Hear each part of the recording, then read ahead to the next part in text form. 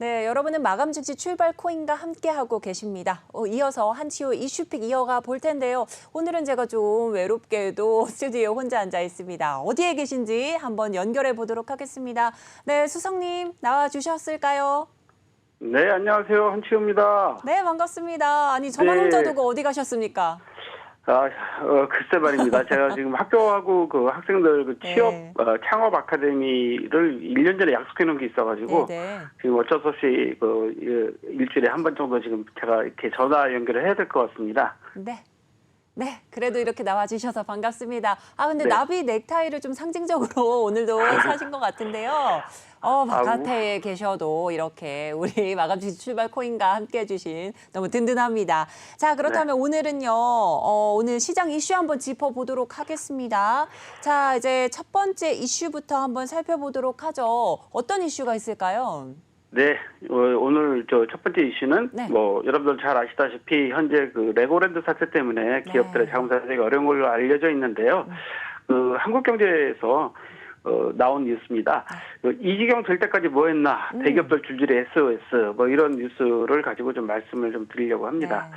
지금 한국경제의 보도에 따르면 SK그룹, 롯데그룹, 효성그룹, 무림그룹 계열사들도 두 달 전부터 자금 조달에 차질을 빚고 있어서 현재 그 상당히 어려움을 겪고 있다 이런 이야기를 하고 있는데요.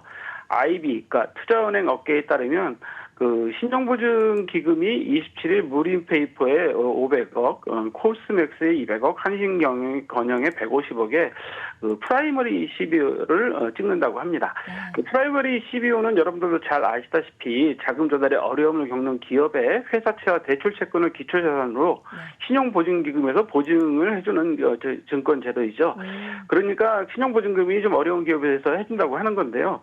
현재까지 그 프라이머리 CBO로 자금을 조달한 대기업은 신용등급 트리플 B 플러스인 한신공영, 트리플 B 플러스인 코스맥스, 트리플 B인 동원건설산업, 그다음에 A-인 무림페이퍼고요. 이 회사들은 10월 27일 날 한신공영은 150억, 코스맥스는 200억, 동원건설산업은 300억, 무림페이퍼는 500억을 현재 발행한다고 합니다. 또한 그 코리아세븐이죠. 또 A 플러스인데 100억, 그다음에 대우건설도 A인데 200억. 다우데이터가 A 등급인데 500억, 효성중공업이 A 등급인데 700억, SK 에코플랜트가 A-인데 600억을 9월 30일 날 발행했다고 합니다.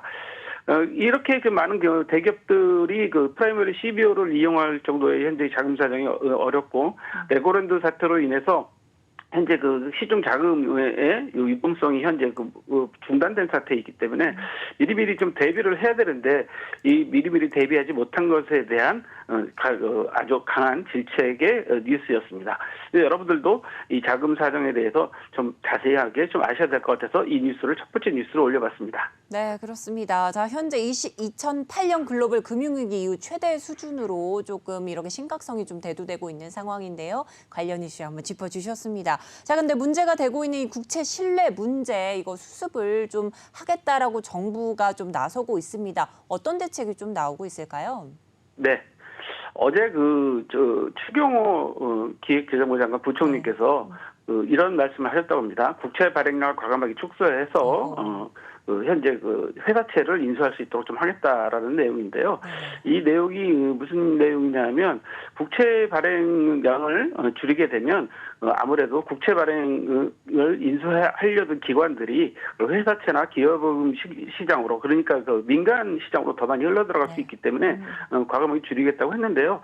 어제 25일 KTB 국제 컨퍼런스에서 추경호 부총리 겸 기획재정부 장관은 재정 여력을 고려해서 좀 과감하게 좀 축소하겠다고 했는데, 올해 국고채 발행량이 추경 예산 기준으로 177조 3천억인데요. 지난달까지 144조 2천억을 발행했다고 합니다. 약 81.3%를 채웠는데, 이것을 좀 과감하게 줄여서 민간 기업으로 좀 기업이 돈이 좀 흘러가도록 하겠다라는 생각을 가지고 있다고 합니다. 네. 그렇습니다. 자, 이렇게 관련 이슈 짚어주셨는데, 이 국채 신뢰 문제, 온갖 이 리스트들이 좀 밀려들고 있지 않습니까? 자, 근데 이렇게 국채 발행량을 좀 줄이는 게 해답이 될 수 있을까요? 네, 그렇죠. 아무래도 국채 발행을 좀 줄이게 되면 투자를 해야 되는 그 기관들의 입장에서는 민간 시장으로 자금을 투자할 수밖에 없는 그런 상황이 되거든요. 네. 그러니까 아무래도 좀 그 시장의 자금을 숨통을 트이는데 좀 도움이 되는 부분이 있어서 추경호 장관께서 이렇게 말씀하신 것 같습니다. 네, 시장 자금에 좀 숨통이 트일 수 있겠다라고 이렇게 끝맺음을 지어 주셨고요. 자, 그렇다면 요즘 좀 이슈로 부각되는 사건이 있습니다. SPC 기업의 문제 이슈가 좀 많이 나오고 있는 상황인데요. 소비자들이 불매 운동까지 일으키고 있다고 하는데요. 어떤 상황일까요?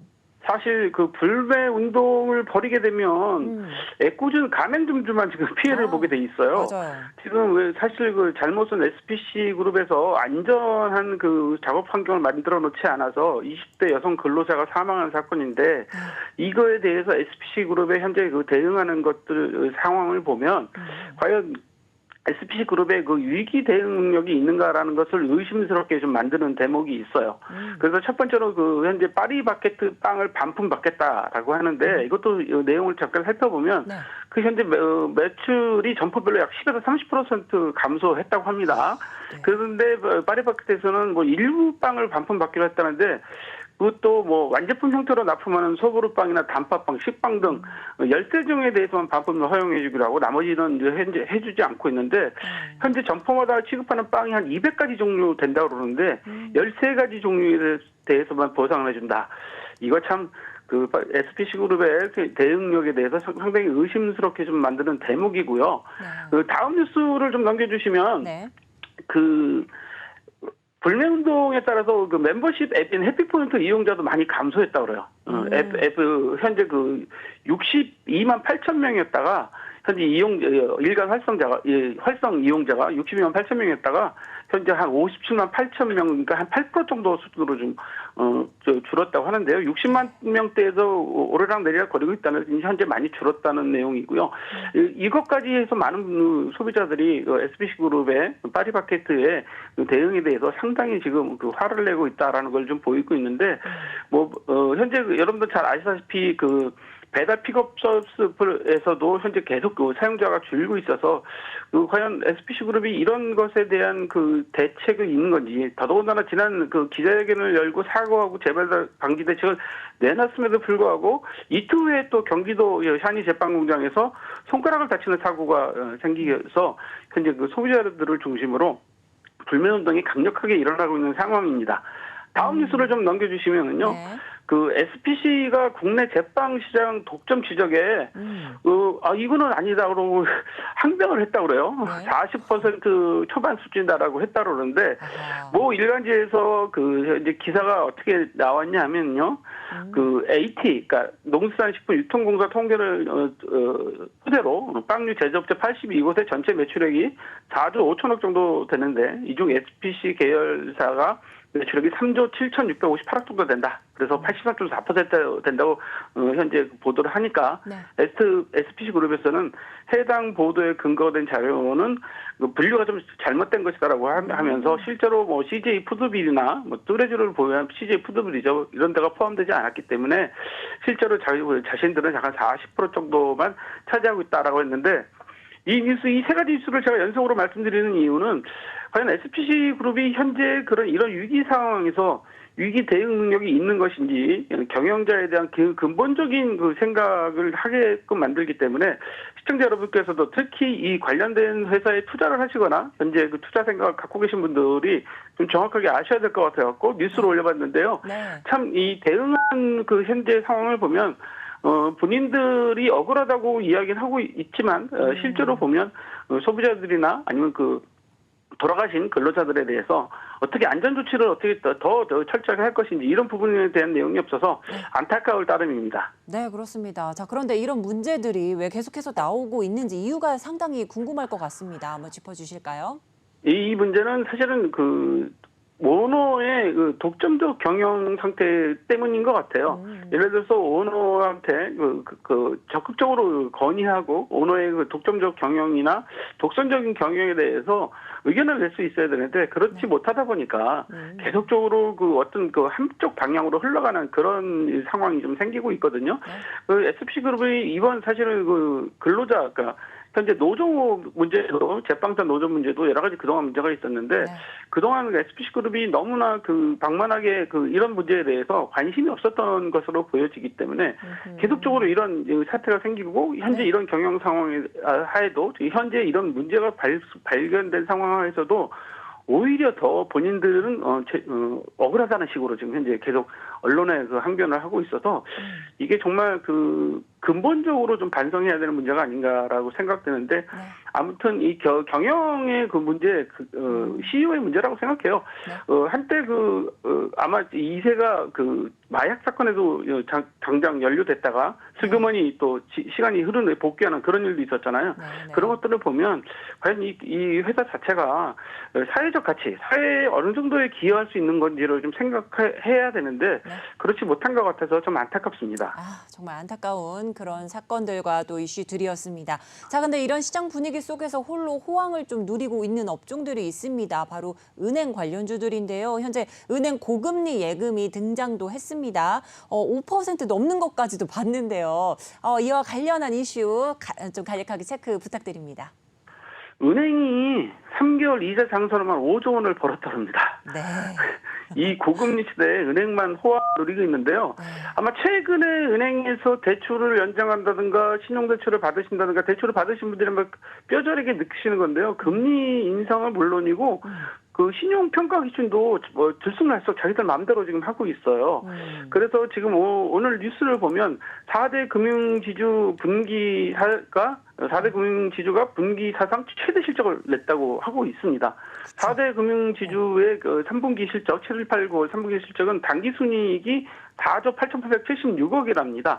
그러니까 지난해 3분기보다 지난해 3분기 4조 1,208억보다 약 18.6% 늘었는데요. KB와 우리금융이 전분기 대비 줄었는데 직전 최대 실적 1분기보다는 6.4% 늘었고 하나금융 같은 경우도 약 증가폭이 약 35.95%로 당기순이익이 늘었다고 합니다. 이런 것들을 전체적으로 살펴보면 현재 은행들 현재 이익은 이런 저금리 시대, 고금리 시대를 넘어가면서 현재 금리 때문에 많은 이익을 보고 있는데 과연 지금 많은 이야기들이 나오고 있지 않습니까? 은행들이 사회적 책임을 다하고 있는가? 실제로 은행이 우산이 필요한 시기에 고객에게서 우산을 뺏어가는 그런 영업을 하고 있지 않는가라고 하는데요. 이번에 내용을 잠깐 보면 KB하고 신한하고 서로 간에 이 이리저리를 주고받았다고 하는데 사실 그런 것들 의미보다는 은행들이 이렇게 많은 이익을 내고 있는 상태에서 과연 사회적 책임을 다하고 있는지 이런 문제에 대해서 우리가 다시 한번 은행들에게 지적하지 않을 수 없어서 뉴스로 삼아봤습니다. 네, 그렇습니다. 이 고금리 시대 수혜주로 꼽히는 은행주들 이슈 자세하게 짚어주셨고요. 그럼 다음 이슈 빠르게 넘어가 보도록 하겠습니다. 어떤 이슈 좀 꼽아주실까요? 이거 정말 심각하게 저희 받아들여야 될 것 같아서 제조업 근로자 32%는 50대 이상이다라는 내용입니다. 네네. 평균 연령으로 일본을 추월한다고 하는데요. 현재 전경련에서 이번에 제조 근로자 연령대별 비중을 분석했는데요. 고령 근로자, 그러니까 50세 이상의 비중이 2001년 11%에서 2021년 31.9%로 무려 20%나 증가했다고 그러는데요. 50대 근로자 비용이 9%에서 23.9%로 60세 이상은 2%에서 8%로 증가했다고 합니다. 반면에 청년 근로자 15세에서 19세 비중은 29.7%에서 14.8%로 14.9%나 감소했고요. 30대 근로자도 33.9%에서 26.4%로 줄었다고 하니까 제조업에서 현재 젊은 층이 점점 줄고 있고 고령 근로자가 늘고 있다. 우리나라가 역시 고령화가 되고 있긴 한데 정말 속도가 빠르다. 미국이나 일본과 비교해서 고령화가 너무 빠르게 진행되고 있는데요. 일본 같은 경우는 2011년 41.6세고 2021년엔 43.1세로 약간 올라갔는데 미국 같은 경우도 44.1세, 2021년에 44.2세로 거의 변화가 없는 그런 상태인데 우리나라만 이렇게 많이 올랐다. 이런 것이기 때문에 우리가 좀 살펴야 될 그런 시기인 것 같아서 제조업에서 고령화가 좀 심각해지고 있고 많은 젊은 층들이 제조업을 에 등을 돌리고 있다. 이렇게 좀 보셔야 될 것 같습니다. 그래서 앞으로 우리가 제조업 경쟁력을 가지려고 하면 일본과 미국과 비교해서 좀 젊은 층들이 제조업에 좀 많이 참여를 할 수 있도록 노동 정책이나 유도를 해야 되지 않을까라는 차원에서 아마 많은 투자자분들도 한번 살펴보셔야 될 것 같아서 뉴스를 올렸습니다. 네, 현재 기사와는 다르게 청년 근로자들은 또 반대로 또 감소세를 보이고 있는 점이 조금 안타까운 상황인 것 같습니다. 자, 그렇다면 다음 이슈 한번 또 짚어주시죠. 이건 약간 사회적인 이슈인데요. 촉법소년 현재 만 13세로 낮춰야 되냐 말아야 되냐 지금 그렇죠. 엄청나게 지금 현재 강력하게 이야기가 되고 있는데 네. 뭐 한쪽에서는 촉법소년 연령을 한 살이라도 낮춰서 미성년자에 대해서는 형사처벌을 강력하게 해야 된다. 왜냐하면 강력범죄가 늘고 있기 때문에 그렇게 주장하고 있고 한쪽에서는 촉법소년 연령을 낮추는 게 만사는 아니다라고 하는데 사실 양쪽의 이야기가 다 일리가 있습니다. 요즘 뉴스를 보시면 아시겠지만 청소년들이 촉법소년 이런 경계선상에서 사고들을 좀 많이 치고 있는 그런 이야기들이 많이 나고 있는데요. 네네. 사실 제가 현장에서 지금 저도 이제 대학에서 학생들하고 많이 이야기를 하고 있고 가르치고 있지만 네. 현장에서 지금 보다 보면 SP라고 그러죠. 스쿨 폴리스 담당 경찰관들이 학교에 와서 강의를 하거나 학생들한테 여러 가지 학교 학폭이나 이런 것에 대해서 이야기하면서 사실 이 촉법소년 이야기를 해주거든요. 그렇게 되면 모르던 학생들도 알게 되고 이런 현상을 좀 벌어지고 있습니다. 그래서 일각에서는 연령 기준 하향보다는 소년 보호 처분 기간을 늘리는 것이 어떻겠냐라고 하는데 이 문제는 다른 것보다도 강력범죄가 늘고 있다는 게 문제가 되는 것 같아요. 그렇죠.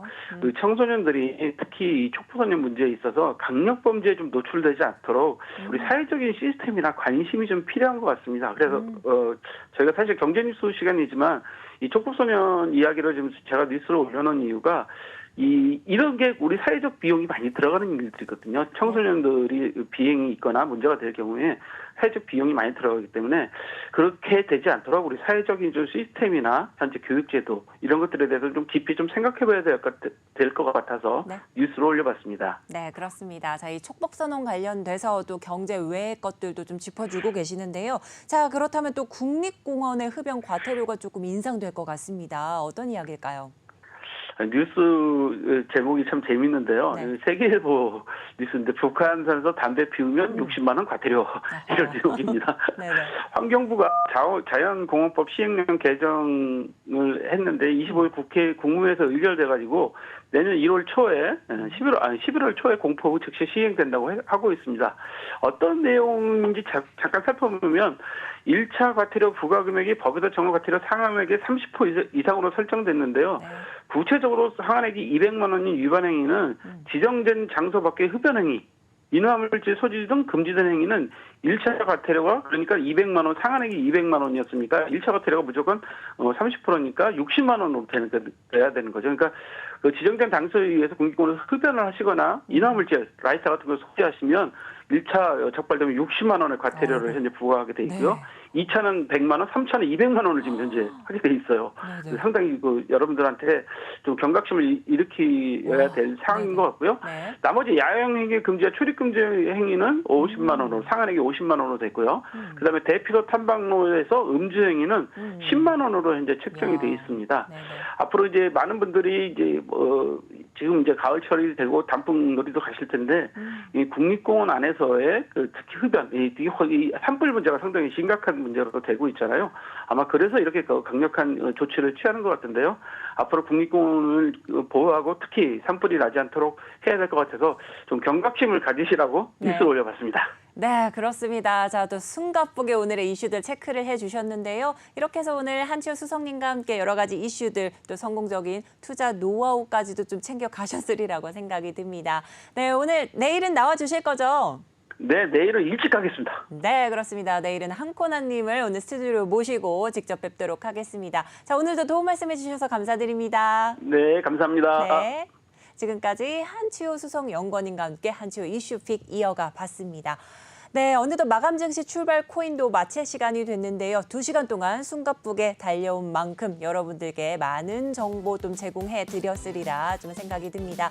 네, 저희는 내일 이 시간 다시 찾아뵙도록 하겠습니다. 오늘도 함께해 주신 여러분 고맙습니다.